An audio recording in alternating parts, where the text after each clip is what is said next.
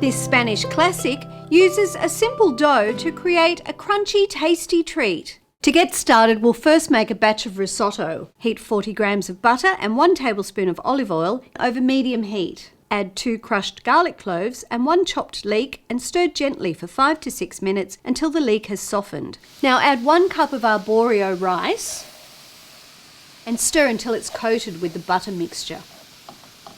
Stir in 2 cups of hot vegetable stock and bring it to a simmer. Then cook, stirring occasionally for 15 minutes or until the liquid is absorbed and the rice is tender. Add 200 grams of chopped green prawn meat, grated lemon rind, and 2 tablespoons of chopped flat leaf parsley. Continue cooking and stirring that for another 2 minutes. The prawns will change colour. Remove it from the heat and stir in finely grated parmesan and season with salt and pepper. To finish, transfer the mixture to a shallow tray and refrigerate for 15 minutes. To make the arancini balls, put the following ingredients into 3 separate bowls: a half a cup of plain flour, 2 lightly beaten eggs, and 2½ cups of panko breadcrumbs. Roll the cooled risotto into 12 balls, toss each ball into the flour and shake off excess.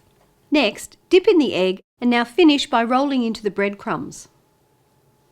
Deep fry the arancini in 5 centimetres of oil. You need the oil to stay nice and hot, so don't overcrowd the pan by putting too many in at once. Cook for about 3 to 4 minutes until golden and warmed through. Arancini are an easy to eat, no fuss meal. For vegetarians, replace the prawns with peas and serve with an aioli dipping sauce.